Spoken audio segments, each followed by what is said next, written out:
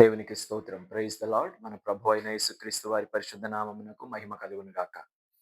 మరొక రోజు ఈ 40 దినాలు ప్రభు అయిన యేసుక్రీస్తు వారితో మన ఆధ్యాత్మిక ప్రయాణాన్ని నేటి దినాన్న దేవుడు మనకు గతించిన 28 రోజులుగా దేవుడు మనల్ని నడిపించాడు. నేటికి 29వ రోజు. అందుని బట్టి దేవునికి మహిమ కలుగును గాక. నేటి దినాన్ని కూడా కొద్ది నిమిషాలు దేవుని వాక్యాన్ని మనము ధ్యానం చేసుకుందాం. మనము ప్రతిదినం చదువుతున్నట్లుగానే పాత నిబంధన గ్రంథంలో నుండి రెండవ రాజుల గ్రంథము 2వ అధ్యాయము మనం ధ్యానం చేస్తున్నాము. రెండవది నూతన నిబంధన నుండి మత్తయి సువార్త 10వ అధ్యాయాన్ని ధ్యానం చేస్తున్నాం. 2 అధ్యాయాలు 42 వచనాలు 10వ అధ్యాయానికి ఉంటే అక్కడ పాత నిబంధనలో ఉన్నటువంటి రాజుల 2వ గ్రంథములో సుమారుగా 25 వచనాలు అక్కడ ఉన్నాయి 2వ అధ్యాయంలో. కాబట్టి వచనాలన్నీ మనం ఈరోజు చదవటం లేకుండా ఓవరాల్‌గా ఆ అధ్యాయం యొక్క భాగాన్ని అంటే హార్ట్‌ని నేను మీ ముందు పంచిపెడతాను. కాబట్టి 29వ రోజు 40 దినాలు నజరేయునితో అనేటువంటి ఈ ఆత్మీయ కార్యక్రమంలో నేడు ప్రభు అయిన యేసుక్రీస్తు వారు మనకు బోధిస్తున్న బోధ ఏమిటంటే శిష్యుడు లేక శిష్యరికం గురించి మాట్లాడుతున్నాడు. డిసైపుల్ అనేటువంటి అంశాన్ని గురించి ప్రభువు సన్నిధిలో మనము నేర్చుకుంటాం. మొట్టమొదటిగా తండ్రి అయిన దేవునికి ప్రభు అయిన యేసుక్రీస్తు వారు ప్రథమ శిష్యుడు.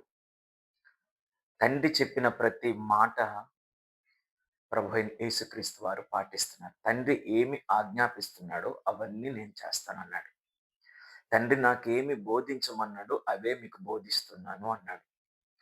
తండ్రి నాకు ఏ పని అప్పగించాడో ఆ పని నేను చేస్తున్నాను అన్నాడు.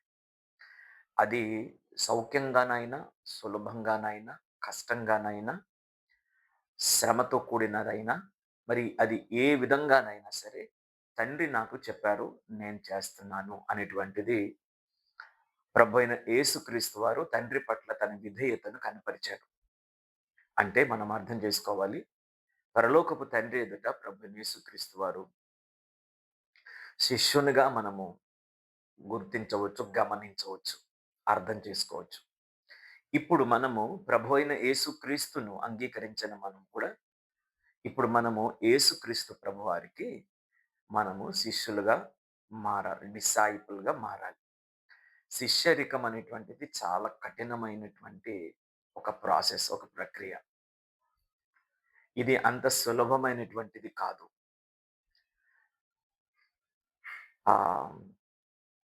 రెండవ అధ్యాయమైన అటు 10వ అధ్యాయమైన 2 పుస్తకాలు చదవండి అధ్యాయాలంతా. కాబట్టి అక్కడ 45 వచనాలు, ఇక్కడ 25 వచనాలు సుమారుగా. సో మీరు ఇంత త్వరగా నేను కూడా ప్రభువుకు శిష్యుడిని అని అనుకోవటానికి లేదు. చాలా కఠినమైనది శిష్యరికం అనేటువంటిది. నేను డిసైపుల్‌షిప్ గురించి చాలా నేర్చుకున్నాను. కొన్ని పుస్తకాలు చదవగలిగాను. అనేకమైన లెసన్స్ దాని గురించి నేను విన్నాను, అధ్యయనం చేశాను. నేను కూడా బోధించాను. ఒక టీచర్‌గా డిసైపుల్‌షిప్ ట్రైనింగ్ సెంటర్‌కి ఒక సబ్జెక్ట్‌ని బోధించడానికి నాకు కూడా దేవుడు కొన్ని సంవత్సరాల కిందట, అనేక సంవత్సరాలుగా ప్రకటించడానికి ప్రభు అవకాశం ఇచ్చాడు. కనుక కాస్త కూస్తో డిసైపుల్‌షిప్ గురించి కాస్త అవగాహన ఉంది. క్రైస్తవులు అనేటువంటి మాట క్రొత్త నిబంధన, పాత నిబంధన ఎలాగూ లేదు. క్రొత్త నిబంధనలో మనకు 3 సార్లు మాత్రమే కనిపిస్తది. అది కూడా ఏదో అలా ప్రస్తావన మాత్రమే. అంతియొకయలో శిష్యులు మొదట క్రైస్తవులు అనబడిరి అనేటువంటిది అక్కడ మొదటిసారి క్రైస్తవులు అనే శబ్దం మనకు వినబడుతుంది. తర్వాత 26వ అధ్యాయం అపోస్తుల కార్యములలో పౌలు భక్తుడు అద్భుతమైనటువంటి సేవ జరుగుతున్నటువంటి టైంలో అతడు తనకున్నటువంటి ప్రతి అడ్వాంటేజ్‌ని ఉపయోగించుకొని, తనకున్న ప్రతి వనరును ఉపయోగించుకొని సేవ కొరకు నేను చెప్పేది. వాడుతున్న సందర్భాల్లో ఒక సందర్భం అది ఫేస్తు అనేటువంటి నాయకుని ముందు, అగ్రిప్ప అనే నాయకుని ముందు, అంటే రాజుగారి ముందు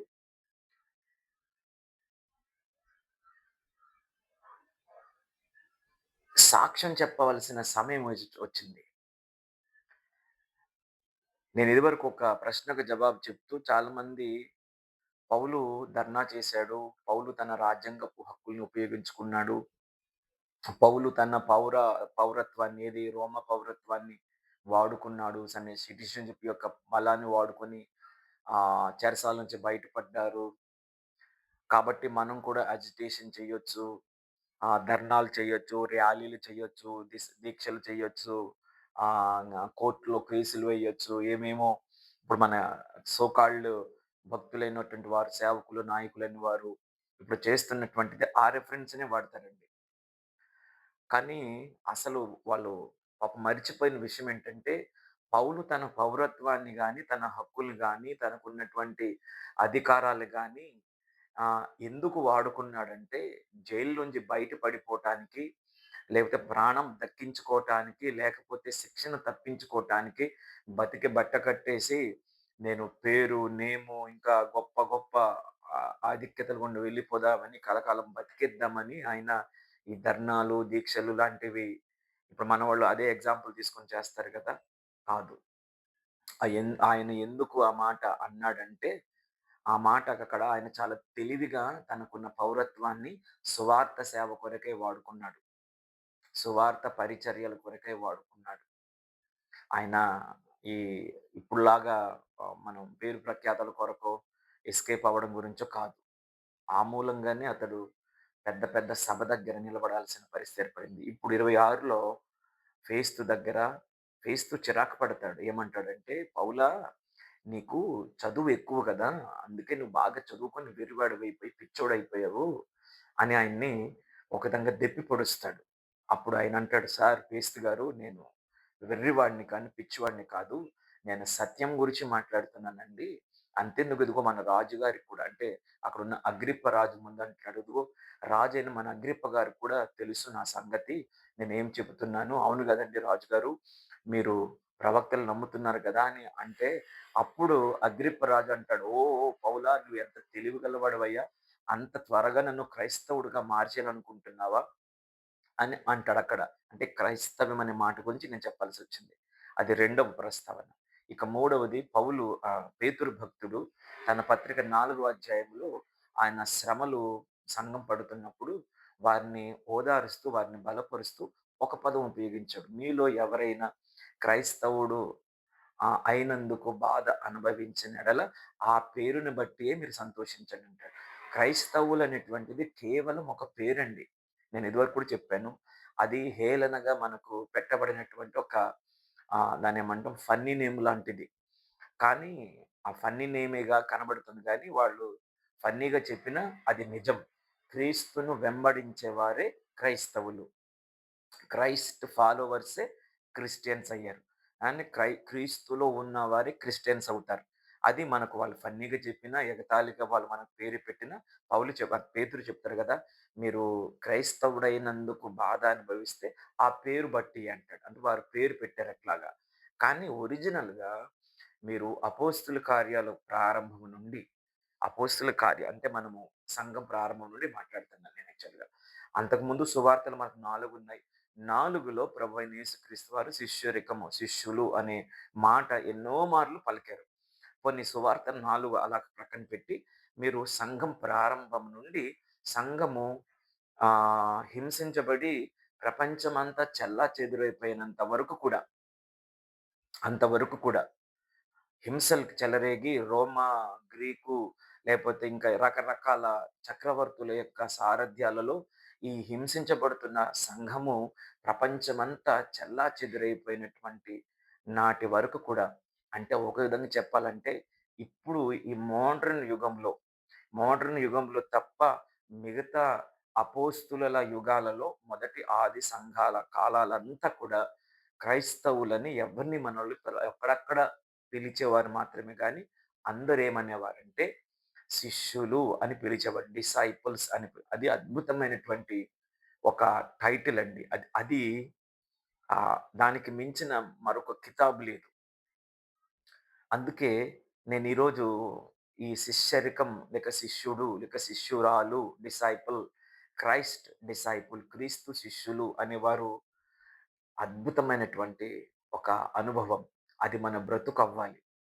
డిసైపుల్ అనేటువంటిది ఒక 3 మాటలు చెప్తాను. First, denying people became a disciples. ఎవరైతే తమకు తాము త్యజించుకుంటారో, తృణీకరించుకుంటారో, ఎవరికి వారు సిలువ వేసుకుంటారో, ఎవరికి వారు నేను కాదు అని వారు సమర్పించుకుంటారో వారే శిష్యులు.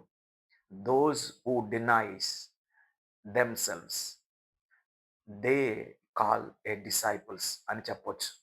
ఎవరైతే ఉపేక్షించుకుంటారో, తమకు తామే త్యజించుకుంటారో, తమకు తామే బలిపీఠాలెక్కుతారో, తమకు తామే ఆ ప్రభువు కొరకు, ఆయన శిష్యురాలుగా ఉండటం కొరకు వారికి వారే త్యజించుకొని ప్రభువైన యేసుక్రీస్తు వారికి శిష్యులవుతారండి. దేవునికి స్తోత్రం కలుగును గాక. Denying ourselves. మనకు గుర్తింపు లేదండి. ఘనతలు లేవండి. హోదాలు లేవండి. ఆ పదవులు లేవు. లేకపోతే సంపాదన లేదు. ఈ లోక మర్యాద లేదు. ఈ లోక గౌరవాలు అసలు చోటే లేదు. ఈ లోకములో అసలు మనకు చెప్పాలంటే చోటే లేదు. ఈ లోకములో మనకు ఆహ్, గౌరవము దేవుడెరుగు, మర్యాదలు, ఘనతలు దేవుడెరుగు. కనీసం మనుషులకు కూడా మనకు గుర్తించరు. అలాంటి వారే శిష్యులు. వేధించబడిన వారు, శ్రమ పెట్టబడిన వారు, నష్టపట్టపరచబడిన వారు, సిలువలు మోసిన వారు, శ్రమలు మోసిన వారు, ఇలాగన్నీ చెప్పుకుంటూ వెళ్ళగలుగుతానండి. Denying themselves. ఎవరైతే వారికి వారు వాళ్ళు త్యజించుకుంటారో, తృణీకరించుకుంటారో, కాదనుకుంటారో, పౌలు చెప్పాడు గదా! బ్రతుకుతున్నది నేను కాదు, ఈ దేహం నాది కాదు, నేను చనిపోయినెప్పుడో. తమ శరీరాన్ని ఎవరైతే నలగగొట్టుకోవడానికి ఇష్టపడతారో వారే శిష్యులండి. ఇది చాలా పెద్ద సంగతి, విషయం అది. ఇది జ్ఞాపకం చేసుకోండి. నేను భవిష్యత్తులో ప్రభు ఒకవేళ అవకాశం ఇస్తే మరిన్ని వివరాలు మాట్లాడే ప్రయత్నము భవిష్యత్ కాలంలో చేద్దాం. రెండవది, మొదటిది డినయింగ్ అనేటువంటిది. రెండవది డెడికేషన్. డెడికేషన్ అంటే స్థిరపడిపోయినటువంటి సమర్పణ. డెడికేషన్ అంటే ప్రతిష్ఠించబడిపోవటం. అంటే అలాగున అన్నాము అంటే దాని కొరకే స్టిక్ అయిపోవటం, స్టాండర్డ్ అయిపోవటం. డెడికేషన్, ప్రతిష్ట అంటారు దాన్ని. ప్రతిష్ట అంటే ఘనతకొచ్చిన ప్రతిష్ట కాదు. మనకు అది కూడా సమర్పించుకోవటానికి కిందే వస్తది. ప్రతిష్ఠించుకోవటము, మనకు మనము దేవునికి సంపూర్ణంగా అప్పగించేసుకోవటము. ఆయన పేరుకి మన పేరు పెట్టబడిపోయింది. పాత నిబంధనలో దానికేమంటారంటే నాజీరు అంటారు. నాజీరు అంటే దేవుని కొరకై ప్రతిష్ఠించబడ్డవాడు. దేవునికి తప్ప వేరే దానికి అది ఉపయోగించకూడదు. అది మనిషి అయినా, మందిరములో వాడబడిన వస్తువులైనా, మరి ఏ ఇతర ఏదైనా దేవుని పేర ఒక్కసారి మనము దానికి ప్రతిష్ఠ చేస్తే, దాన్ని ప్రతిపాదిస్తే, ఇక జీవిత కాలమంతా కూడా అది ఆ పని కొరకే వాడబడాలి. మరొక దానికి ఏ ఏ పరిస్థితుల్లో కూడా వెళ్ళకూడదు. దీనిని డెడికేషన్ అంటాం. శిష్యుడికుండవలసింది ఇది. శిష్యులకుండవలసినటువంటిది ఇది. మీరు గమనిస్తే యూదా ఇస్కరియోతు తప్పిపోవడానికి ప్రధాన కారణాలు ఇవేనండి. తనకు తాను ఆయన త్యజించుకోలేకపోయాడు. డెడికేషన్ చేసుకోలేకపోయాడు. డెడికేషన్ చేసుకోలేకపోయాడు. తనకు తాను దేవునికి అర్పణగా ప్రతిష్ఠించుకోలేకపోయాడు. ఇదిగో నేను దేవునికి, మిగతా 11 మందిని చూడండి. ఆయన తప్ప మిగతా 11 మందిని చూస్తే ఏ ఒక్కరు కూడా వారి యొక్క బ్రతుకు, మిగతా యేసుప్రభు పరలోకానికి ఆరోహణమైన తర్వాత నుండి, సంఘం మొదలైన నాటి నుండి వారి చావు దాకా కూడా ఏ ఒక్కరు వారి కొరకు బ్రతకలేదండి. ఏ ఒక్కరు రూపాయి సంపాదన వారు చేసుకోలేదు. వాళ్ళ కొరకు వారు ఏనాడు ఆలోచించుకోలేదు. వాళ్ళు చెదిరిపోయారు. చెట్టుకొక్కరు పుట్టకొక్కరులాగా చెదిరిపోయి 100కి 100 పాళ్ళు వారు దేవునికి ఎలాగైతే ప్రతిష్ఠించుకున్నారో, ప్రతిష్ఠ చేయబడ్డారో, ఆ విధంగానే వారి ఆఖరి శ్వాస దాకా వాళ్ళు బ్రతికారు. అది శిష్యరికం అంటే. నేడు మనకు దేవుడు ఇలాగే ఉండమంటున్నాడు. మిమ్మల్ని పిలిచిన దేవుడు, నన్ను పిలిచిన దేవుడు, ఇప్పుడు మనము క్రైస్తవులని పిలుచుకుంటాం, తప్పులేదు, మంచిది. కానీ క్రైస్తవులు అనంటే మనం శిష్యులుగా ఉండాలన్నటువంటిది గుర్తుపెట్టుకోవాలి. క్రైస్తవులంటే ఏదో అదొక పేరేం కాదు కదా! అందులో కూడా ఈ శిష్యరికం ఇనిగూడు. క్రీస్తు కలిగిన వారు, క్రీస్తులో ఉన్నవారు, క్రీస్తుతో కూడా ఉన్నవారు, క్రీస్తును వెంబడిస్తున్న వారి అర్థాలిస్తాయి గదా! నిజంగా అలాగున్నామా అంటే చాలా పెద్ద ప్రశ్నే. కాబట్టి మనము డినయింగ్ మనల్ని మనం చేసుకోవాలి. డెడికేట్‌గా మనము అంటే డెడికేషన్‌లోకి మనము అంటే డెడికేట్ అయిపోవాలి. పూర్తిగా దేవుని సన్నిధిలో మనము ముందుకు వెళ్ళిపోవాలి. ఇక మూడోది, దేవుని సన్నిధానంలో మనము ఆహ్, ఒక ఒక డెస్టినీ కలిగిన వాడు డిసైపుల్. డెస్టినీ అంటే గురి. గురి కలిగిన వాడు.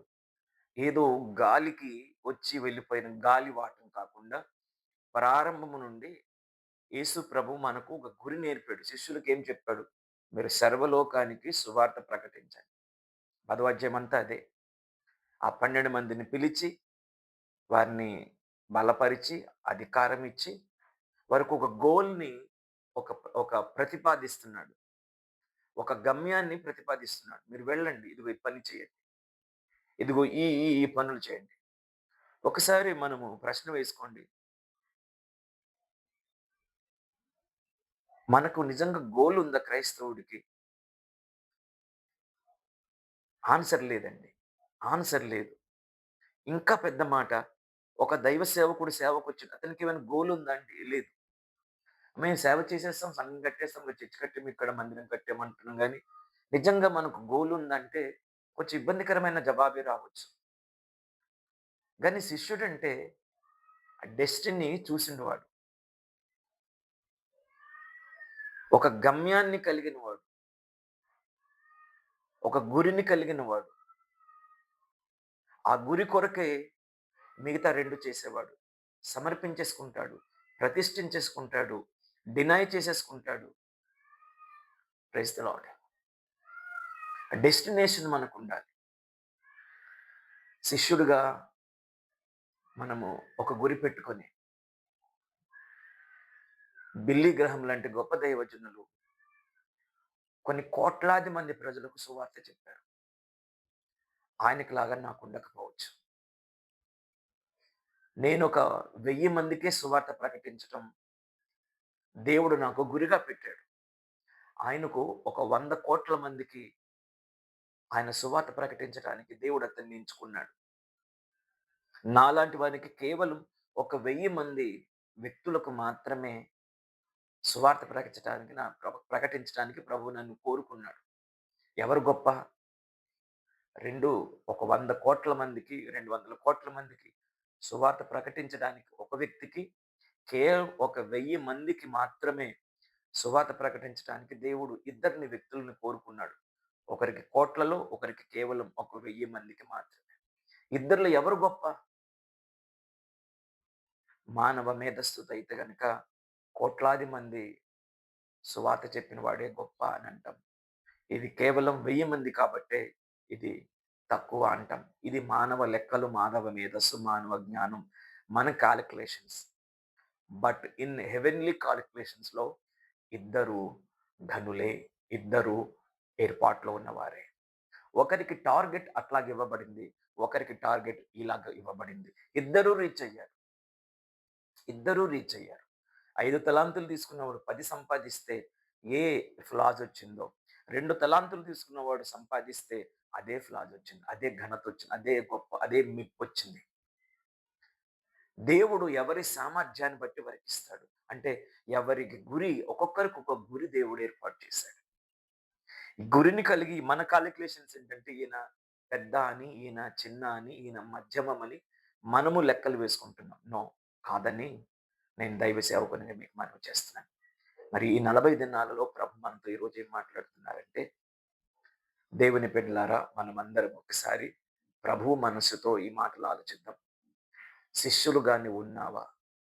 యేసు పరలోకపు తండ్రికి శిష్యుడుగా 100కి 100 మార్కులు తీసుకున్నారు. అపోస్తులులు 100కి 100 మార్కులు తీసుకున్నారు.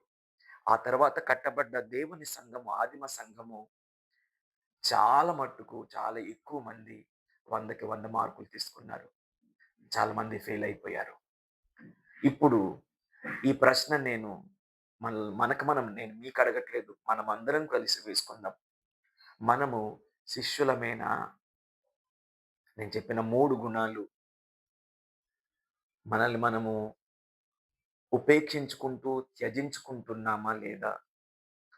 మనల్ని మనము కొరకు, విశ్వాసంలో, సేవలో ప్రతిష్ఠించబడ్డామా లేదా? మూడవది, ఒక డెస్టినేషన్, ఒక గురిని కలిగి ఉన్నామా లేదా? అన్న ప్రశ్నలకు మన జవాబే మనం శిష్యులమా కాదా అన్నది తెలిసిపోతుంది. ఆయన మొదటి సంఘములో ఉన్నటువంటి ఈ శిష్యుడు అనే మాట కొత్త నిబంధనలో చాలా సార్లు నాకు తెలిసినంత వరకు 100కు పైగా సార్లు సువార్తలతో కలిపి సువార్తలలోను, పత్రికలలోను, క్రొత్త నిబంధనలో 100కు పైగా సార్లు శిష్యుడు, డిసైపుల్ అనేటువంటి మాట సంబోధించబడుతుంది. కానీ క్రైస్తవుడు అనే మాట కేవలము అది కూడా ఇద్దరు అన్యులు చెప్పారట. ఒక్కడే క్రైస్తవుడు చెప్పాడు. ఒక్కడే దైవజనుడు పేతురు చెప్పాడు. మీరు క్రైస్తవులైనందుకు బాధపడొద్దు అన్నాడు. ఆ పేరు బట్టి మీరేమీ బాధ చెందకండి అన్నాడు. అది దైవజనుడు చెప్పింది. మిగతా 2 సందర్భాలు, ఒకటి అగ్రిప్ప చెప్పాడు. రెండవది అకయలో ఉన్నటువంటి అన్యజాతులు వారు చెప్పారు. సో, నేను క్రైస్తవుడు మాట తక్కువ చేసి మాట్లాడుతున్నాను. కానీ ప్రధానమైనది శిష్యరికం అనేటువంటిది. డిసైపుల్ అనేటువంటిది. ఒకసారి మీరందరూ ప్రార్థన పూర్వకంగా దీని గురించి ఆలోచన చేసి, ప్రభు పాదాల దగ్గర అపోస్తులైనటువంటి వాళ్ళు శిష్యులు చేసిన పనులు, నేనంటున్న శిష్యులంటే 12 మంది అనుకోకండి. నో. యేసు ప్రభుకు చాలా మంది శిష్యులున్నారు. అపోస్తులుగా చాలా మంది ఉన్నారు. 12 నంబరు దేవుడు ఎంచుకోవాలి కాబట్టి వారిని ఎంచుకున్నారు తప్ప 12 మందితోనే ఆగిపోలేదు. ఆ మాటకొస్తే అపోస్తులులు ఇప్పటికీ మనలో కొనసాగుతున్నాం. కాబట్టి అపోస్తులనంటే ఆ 12 మంది, శిష్యులంటే ఆ 12 మంది మాత్రం అనుకోవద్దు. ఆ 12 మందితో బిగినింగ్ అయిందంతే. ఆ నంబర్ కూడాను. అది కూడా సువార్తల్లో కూడా ఈ 12 మంది యేసు ప్రభుకు శిష్యులు కాదు. 70 మంది ఉండేవారు. తర్వాత వెనక్కి వెళ్ళిపోయారు. ఆ 70 మంది వెనకెళ్ళిపోయినోళ్ళే కాదండి. వందల మంది ఉన్నారు యేసయ్యకి శిష్యులు. ఆయనను ఫాలో అవుతూ ఆయన సజీవంగా ఉన్నప్పుడే వందలాది మంది ఉన్నారు ఆయనకు శిష్యులు. కానీ యేసు ప్రభువారు ఒక ప్రణాళిక ఉంది కాబట్టి, ఒక డివైన్ ప్లాన్ కాబట్టి 12 నంబర్‌ని ఆయన ఎంచుకున్నారు తప్ప 13వ వాడు డిసైపుల్ కాదని కాదు. 14వ వాడు అపోస్తలుడు కాదని కాదు. ఆ మాటకొస్తే ఈ 12 మంది అంటే యూదా పోతే తర్వాత మనకు మత్తయి వచ్చి చేరాడు. అతనితో 12 మంది కలుపుకుంటే ఈ 12 మంది దేవుని సేవ ఎంత ఘనంగా చేశారో మరి శిష్యుడు అనిపించుకొని పౌలు గారు చేసిన పరిచర్య, తిమోతి చేసిన పరిచర్య, బర్నబా చేసిన పరిచర్య, అంటే మాకు తెలిసిన అర్థాలు అప్పుడప్పుడు కనబడుతున్న పేర్లు కాబట్టి నేను ప్రస్తావించాను. ఇంకా కనబడని పేర్లెన్ని? ఫీబే అని, మన అకుల అని, ప్రిస్కిల్లా అని, ఎంతమంది పేర్లండి. కొన్ని మాత్రమే రాశారు పౌలు. అది కూడా ఎక్కువ రాసింది పౌలే. వందలాది మంది శిష్యులున్నారు. ఆ వందలాది మంది సంఘం ప్రారంభమైనటికి వేల మందయ్యారు. క్రమేపీ లక్షలయ్యారు.